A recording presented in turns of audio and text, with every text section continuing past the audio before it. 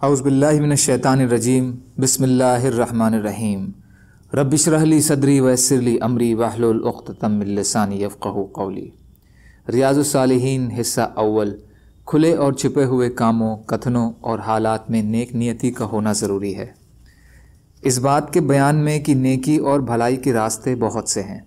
حضرت ابو محمد عبداللہ بن عمرو بن عاص رضی اللہ تعالیٰ عنہ سے روایت ہے کہ رسول اللہ صلی اللہ علیہ وسلم نے فرمایا 40 عادتیں ہیں، ان میں سب سے بڑی بکری کا دودھ پینے کے لیے دے دینا ہے۔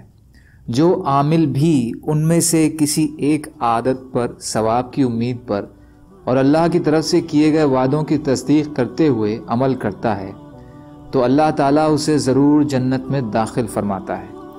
اس کو بخاری نے روایت کیا ہے۔ منیہتا اس جانور کو کہا جاتا ہے کہ ایک آدمی وہ کسی کو عطیہ کے طور پر اس لیے دے دیتا ہے کہ وہ اس کا دودھ دو کر پی لے اور پھر اسے واپس کر دے۔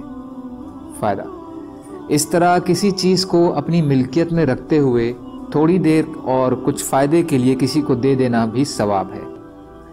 حضرت عدی بن حاتم رضی اللہ تعالیٰ عنہ روایت کرتے ہیں کہ میں نے رسول اللہ صلی اللہ علیہ وسلم کو فرماتے ہوئے سنا، تم آگ سے بچو اگرچہ کھجور کے ایک ٹکڑے کے صدقے کے ساتھ ہی ہو۔ بخاری اور مسلم۔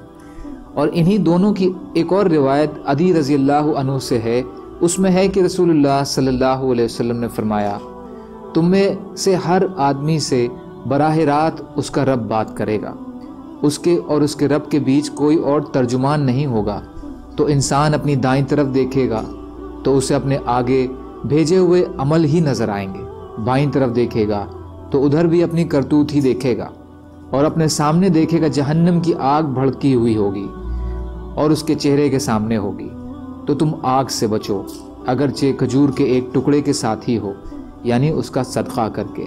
اگر اس کی بھی طاقت نہ ہو تو اچھی بات کے ذریعے سے جہنم سے بچو۔ فائدہ: اس میں سخت ڈراوے کا پہلو یہ ہے کہ ہر آدمی کو براہ راست اپنے رب کے سامنے کھڑے ہو کر، جبکہ اس کے دائیں بائیں اس کے اعمال ہوں گے، اپنے عملوں کی جواب دہی کرنی ہوگی۔ دوسری بات یہ معلوم ہوئی کہ ہر آدمی کو اپنی طاقت کے مطابق اللہ کی راہ میں صدقہ و خیرات کا اہتمام کرنا چاہیے۔ اسی طرح اچھے اعمالوں کا اختیار کرنا بھی نجات کا ذریعہ بن سکتا ہے۔ تیسرا، قیامت والے دن صرف انسان کے اچھے اعمال ہی اس کے کام آئیں گے۔ حضرت انس رضی اللہ تعالیٰ عنہ سے روایت ہے کہ رسول اللہ صلی اللہ علیہ وسلم نے فرمایا یقیناً اللہ تعالیٰ اس بندے سے بڑا خوش ہوتے ہیں جو کھانا کھائے تو اس پر اللہ کا شکر ادا کرے، اور اگر پانی پیے تو اس پر اللہ کی حمد و ثنا کرے۔ مسلم۔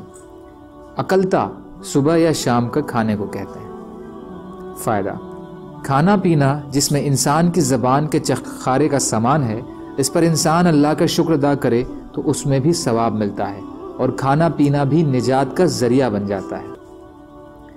حضرت ابو موسیٰ رضی اللہ تعالیٰ عنہ سے روایت کہ نبی اکرم صلی اللہ علیہ وسلم نے فرمایا ہر مسلمان کے لیے صدقہ کرنا ضروری ہے۔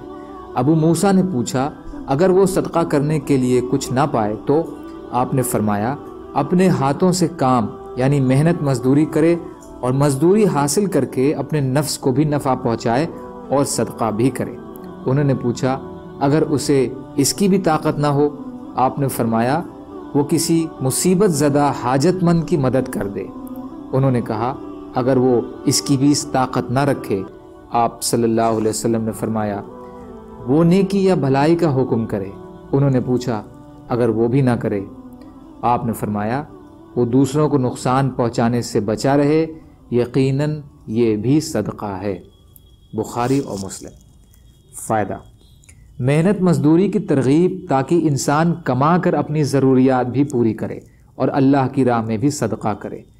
صدقے کا مطلب بڑا وسیع ہے، اس میں نیکی اور بھلائی کی بہت سی قسمیں آ جاتی ہیں، یہاں تک کہ برائی سے رک جانا بھی صدقہ ہے۔ سبحان اللہ و بحمدہ، سبحانک اللہم و بحمدک، اشہد ان لا الہ الا انت، استغفرک و اتوب الیک۔